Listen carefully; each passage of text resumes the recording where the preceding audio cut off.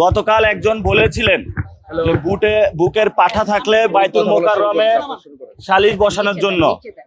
আমরা সেই জায়গায় বলতে চাই, আপনারা গতকালকে নিউজ মিডিয়ার মাধ্যমে দেখেছেন যে বাইতুল মোকাররমে ব্যবসায়ীদেরকে আটকিয়ে রাখা হয়েছে। এখন আপনি বলবেন যে সালিশ বসান এবং বিচারটা হলে আমার পক্ষে দিতে হবে, জোর করে আপনি বিচার নিয়ে যাবেন। তা আপনি যে গতকালকে বাইতুল মোকাররমে এইভাবে ব্যবসায়ীদেরকে বন্দি করে রাখলেন, এটা কোন সভ্য সমাজের উদাহরণ? 2 নম্বর বিষয়, গণ অভ্যুত্থানের পরে অনেক মানুষ বাইতুল মোকাররমের যে নিচতলা স্বর্ণের দোকানগুলা স্বর্ণ চুরি করতে এসেছিল।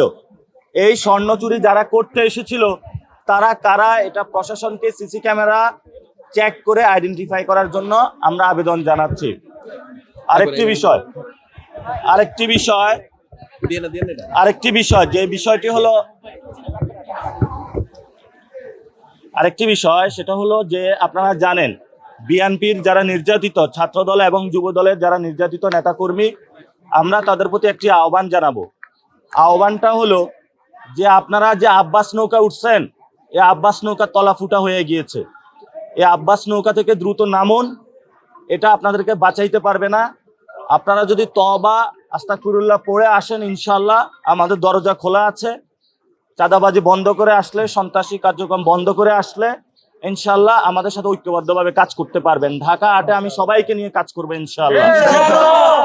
আর হাবিবুল্লাহ বাহারে যারা আমার উপরে আক্রমণ করেছে, ওরা না বুঝে আক্রমণ করেছে, আমি তাদেরকে ক্ষমা করে দিলাম। কারণ ঢাকা 8-এ অনেকে না বুঝে আমাকে হ্যারাস করতেছে, আক্রমণ করতেছে। আমি তাদের প্রতি একটা সবিনয় অনুরোধ, আমি তোমাদের ভাই, তোমরা আমার ভাই, অনেকে আমার বাবার বয়সী, তো আমি আপনাদেরকে ক্ষমা করে দিলাম। আমরা একটি সুন্দর সম্প্রীতি সমাজ গড়তে চাই, যে সমাজে আমরা কোনো হানাহানি, অপরকে মারামারি এই কাজটা করব না ইনশাআল্লাহ।